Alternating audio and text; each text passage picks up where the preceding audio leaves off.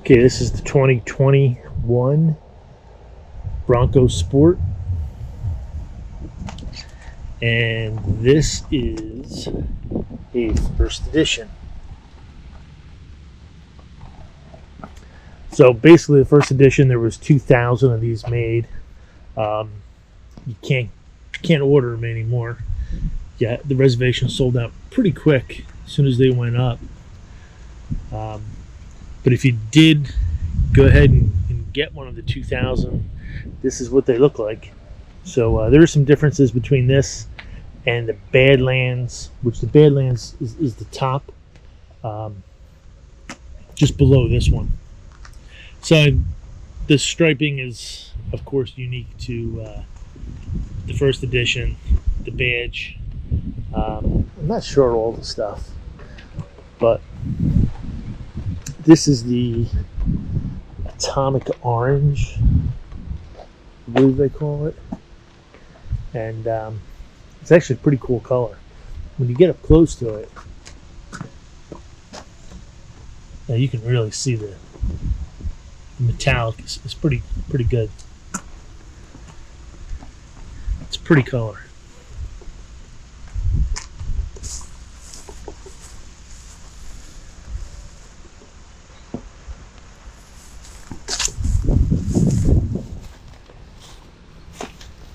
It's got these nice black wheels, which really make the tires look massive. I believe the tires on this are a little bit larger than the Badlands.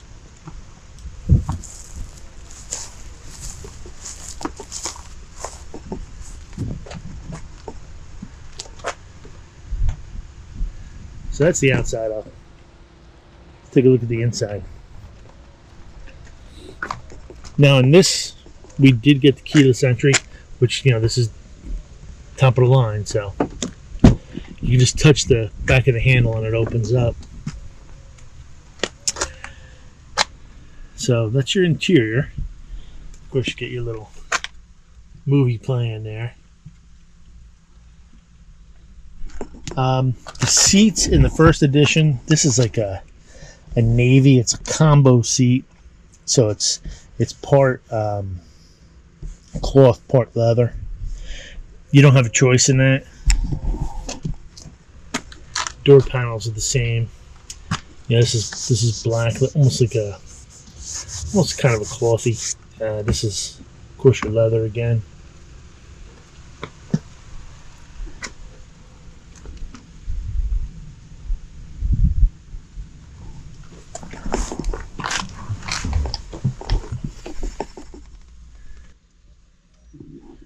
Alright, so this is the inside. So we get that to come on. Again, there's your big screen. Let's shut this AC off. Yeah, it didn't work out. Here's the off. Okay, so you have, not really sure what you put in here, but yeah, you can put a phone in there. It does have a charging bay down here. That's a little charging pad for a phone if your phone can do that. There's two USBs down there, and a 12 volt. So the first phone that you hook up will be like the main phone every time you plug it in. It's the standard. This is the high end, so it's a standard high end radio. One thing we don't like about this is that the navigation is not available in the first edition. You can get the navigation in the Badlands, and you would think that with the highest end Bronco, you'd be able to get the navigation. You can't get the navigation in here, which is kind of a hassle. But if you have a phone, you plug your phone in, you run your navigation on your phone, and it does display on the screen. So that's a good thing. This is an automatic, so you have your dial here for your settings for your transmission. Now, This was one of the things that we thought we were going to have some trouble with because, well, we'd never had a dial before. It really hasn't been an issue. You know, you just go ahead and you dial it in and off you go. Now, if you get to where you're going and you're still in drive and you go ahead and you hit the engine off, this will automatically go back to park. Here, I can show you.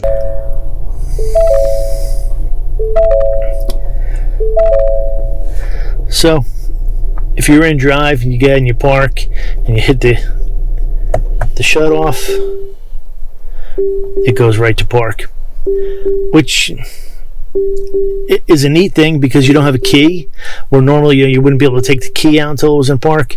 So that's actually a pretty good feature. Now this does have a bunch of goat modes. After all, according to the commercial, these were raised by goats. And you got 4 different selectors here. You can lock your rear, you can lock the 4-wheel drive, you can shut the slipperiness off. Now this is an all-wheel drive, so that means that all 4 wheels are ready to be engaged at any time. It also means that you cannot flat tow the Bronco Sport. I'll go ahead and turn this on again, and I'll show you the dash.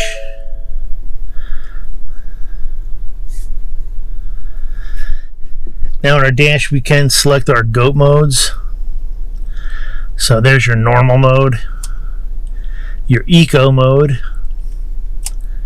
that is your sport mode. Now I'm not too sure about the sport mode. Does give you it sounds a little more throaty, the exhaust. I'm not sure if it's something that's coming through the radio or not, so it might just be a feel-good thing. And then you have your slippery mode. Then if we go all the way back, mud and ruts, sand, and rock crawl. So this does have all the goat modes. When you're in rock crawl, it does lock the 4-wheel drive and lock your differential. It also turns on the front camera. So there is a front camera on this as well. So I'll go ahead and put this back into normal. It always tells you to check for rear occupants. Now this does have a sunroof, which, believe it or not, is the reason that we have the Sport. So with the sunroof opens up. When it opens,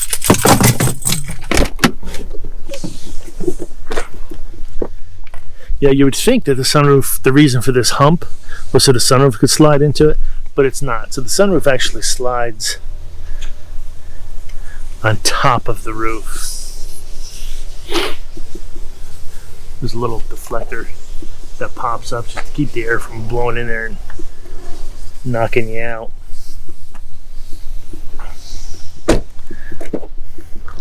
Now the back seat. There is actually plenty of room back here, believe it or not. The seat's back all the way. This is a cover. We have a dog. So it's the same seats as the front, the navy with the cloth and leather. It does have, if you've seen any of these videos, these little hooks. I don't know what you would hook in there. It's got the zippers. Again, why you would need to zipper anything in here, I don't know. To me, it's something else that could go wrong, but that's me.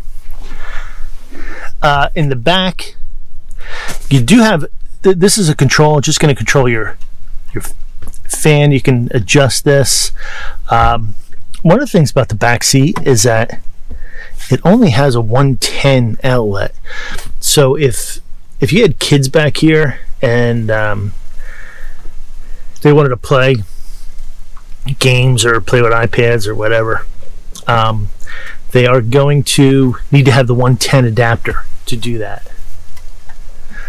In the seats, there is this little pouch here, which you can stick your phone in here if you wanted to. So I mean, there's actually plenty of room for a phone, for multiple phones in this. It does have the headrest in the middle, so there's plenty of room, and you can see how this roof goes up. There's plenty of headroom back here. There's an adequate leg room for the size of the vehicle.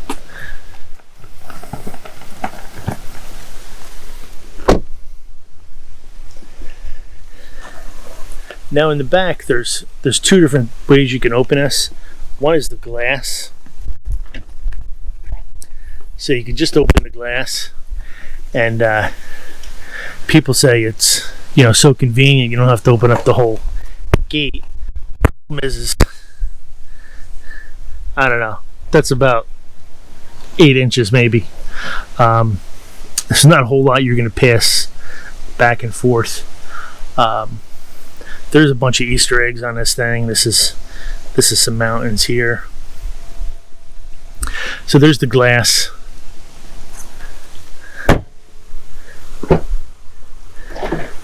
And then of course you can open the whole door. Now you do have these lights, which are kind of neat, and switch for them is right here. So they're directional, and you have them on each side. Back to things that I probably never would use is bottle opener. This is a hard cover, so if you have something underneath, you can cover it up. It's hard to see in here anyway, but I actually like this because it gives you two tiers. If you're getting groceries or something, you can put your groceries in the bottom, put this down, and then still put groceries up here. And it does lock into place. If you unlock it, you can fold this up. It's all held together with magnets, and it kind of slides back down there. This does have a 12 volt, and it also has a 110 back here. These are little clips you can hang stuff. You can take your grocery bag and you can slide this in there if you don't want it to fall over. Now this table, I'm doing this with one hand here.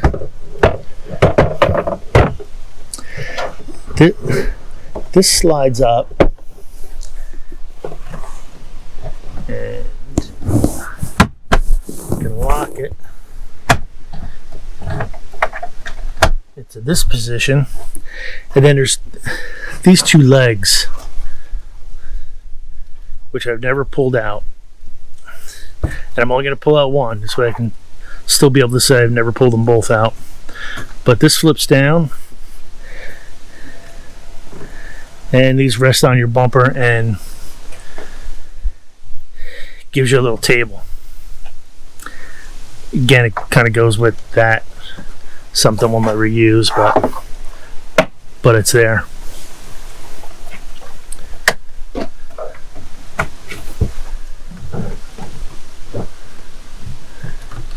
And we'll just lock this back into place.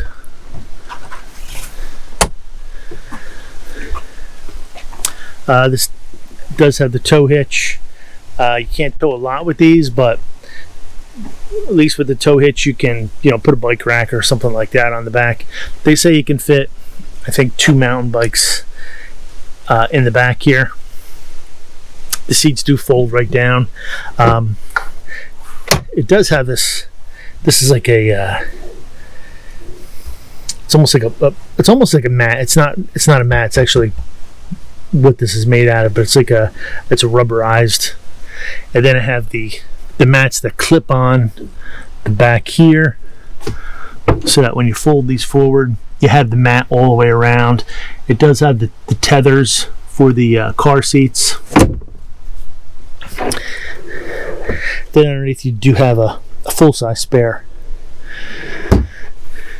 which is nice because if you get a flat that can't be fixed with Fix-A-Flat, you need a spare.